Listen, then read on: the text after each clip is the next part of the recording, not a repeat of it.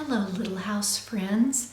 I am Laura Ingalls Gunn, and this week we're going to be taking a look at Little Town on the Prairie, written by Laura Ingalls Wilder and first published in 1941.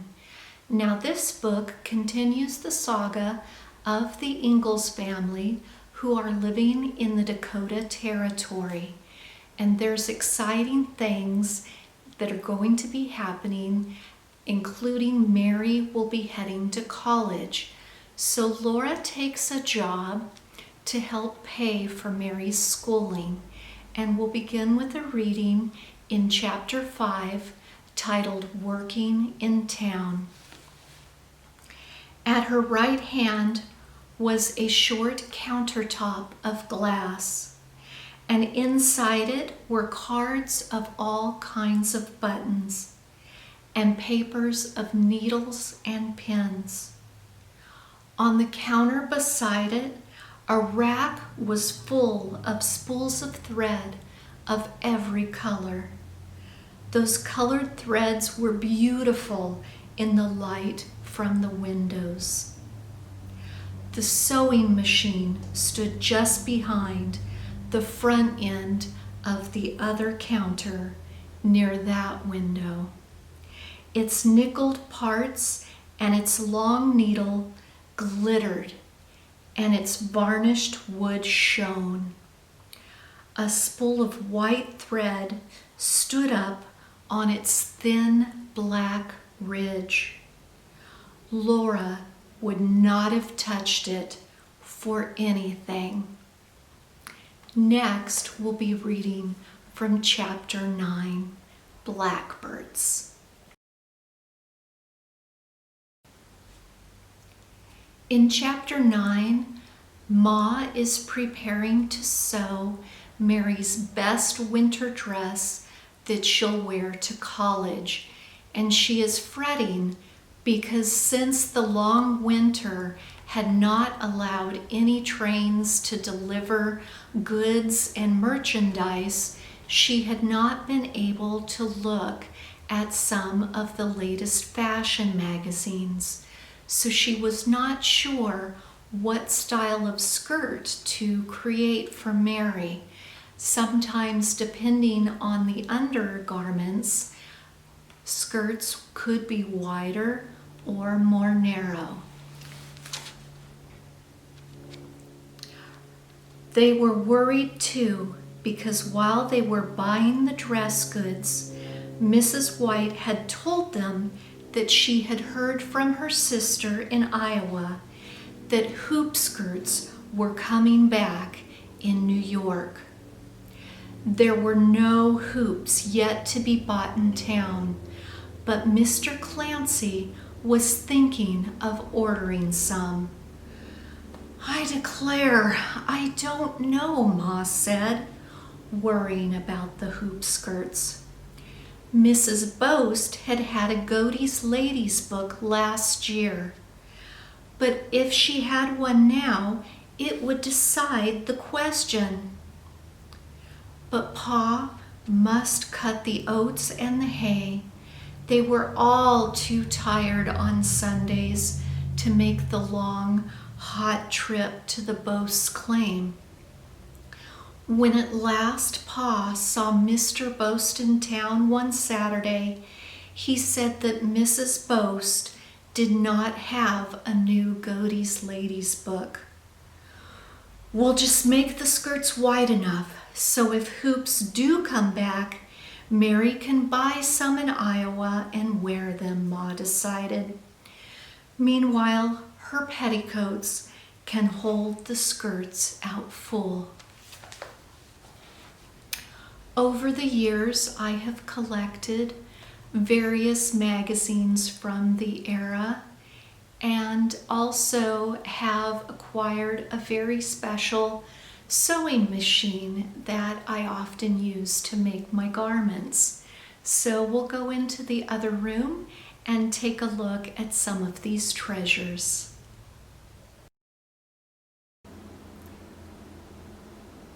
One of the many wonderful things that the Little House books provide is they give us a glimpse of what life was like 150 plus years ago. And just like today, there were women's magazines that shared what the fashions of the day were. But instead of like our modern Vogue, which has photographs, the fashion magazines used engravings, and they also included patterns inside their magazines. And one of my very rare treasures is this Godey's Ladies book here. I'll carefully take it out of the cover so you don't get the glare. And this is from January of 1871. And the wonderful, wonderful thing about this book is inside of it there is a needlework for Berlin woolwork, and the colors are still so beautifully vibrant. And this is what I mean by the fashion engravings of the time. So, and it's, you know, you pull it out and they just have everything from collars, cuffs, hairstyles, shoes, boots, and much more. And so I don't normally touch this with my bare hands. I normally have gloves on, and this is an archival cover that I keep it in so that it stays protected. And they had these magazines. This one belonged to my grandma Ingalls. This is the Delineator from 1905. And the Butterick Company published this. And we still have Butterick patterns today, but the beauty of the later issues is they did have some photography, which was a new medium at the time. I was gonna see if I could find a colored or interesting page, but in the later magazines, they had so many advertisements, and they were often within the pages, and it's so fun to look at what was for sale during that time.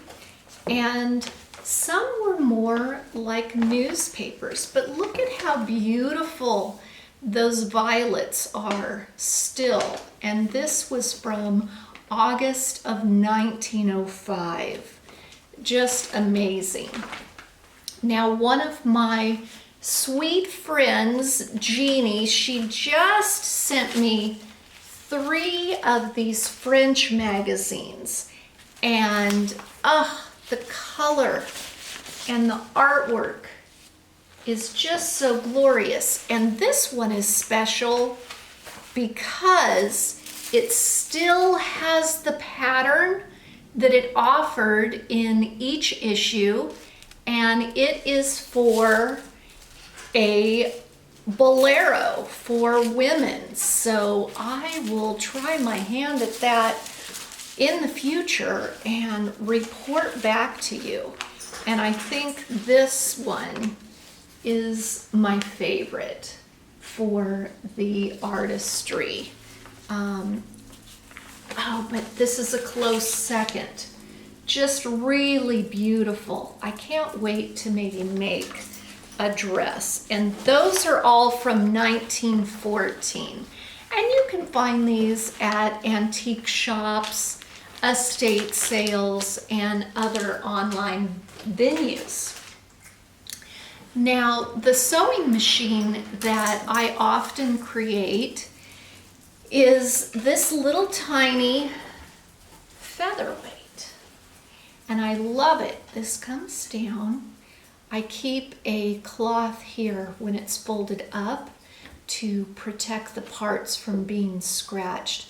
My friend D'Artagnan had made me this lovely little quilted rest, and we'll turn it on for you so you can see it a little bit better. And the thing about a featherweight is you can normally date to when your featherweight was produced, either by the faceplate here, or there is a number on the back here that you can look up. And this particular machine is known as a centennial machine because it was produced in 1951, which was the 100th anniversary of the Singer sewing machine. And of course, we still are very familiar with the Singer name today. And often people want to know, when were sewing machines invented? Now, there have been various different types of sewing implements for hundreds of years.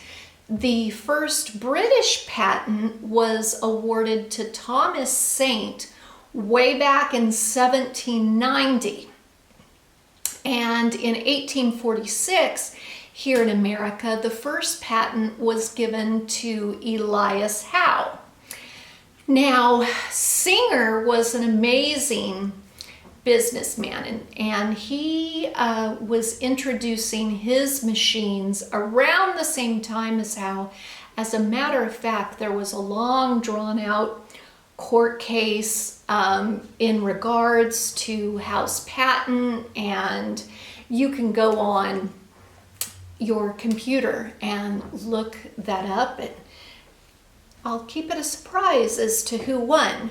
But why do we know Singer's name as opposed to Howe's name 150 some odd years later? Well, as I said, Singer was an amazing businessman, and he came up with a concept that we're well familiar today called payments through time.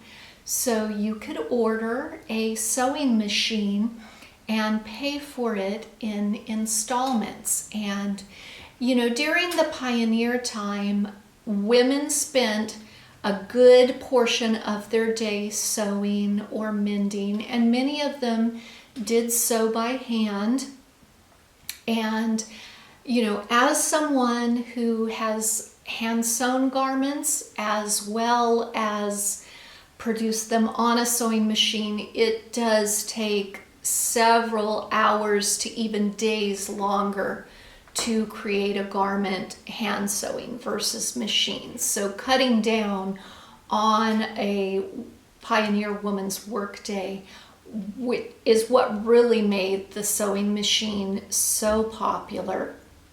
And this little machine, even though it is now 70 years old, it's such an amazing workhorse, and I often take it with me when I attend my sewing guild meeting, because it is so lightweight and portable, and I have a special case for it. And it's really a special story how I acquired this machine. And I did write a story about it because it was such an amazing Godwink, and I will link the story down below in the description box. You'll just need to hit the words "click more" and then click on the link to go read the story.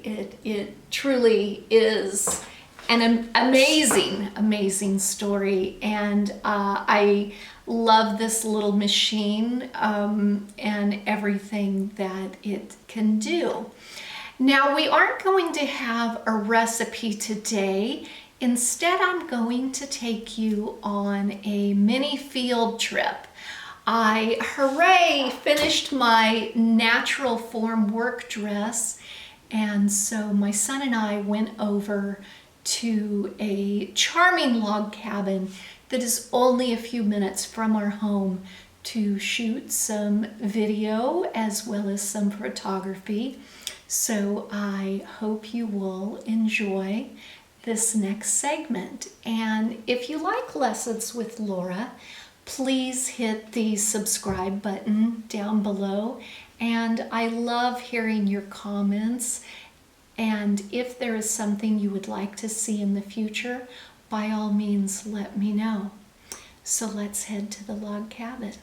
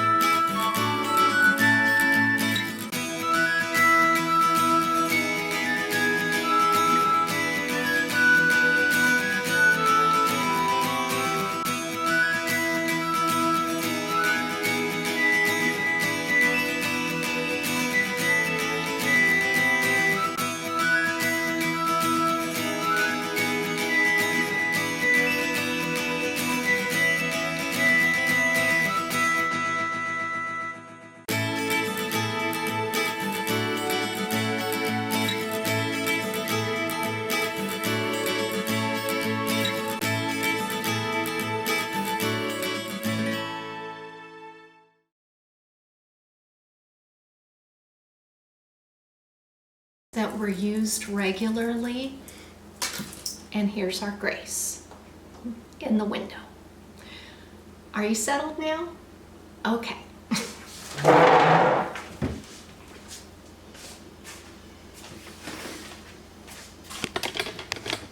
Are you gonna stay there? Or are you gonna get down? I love you. You're a good girl.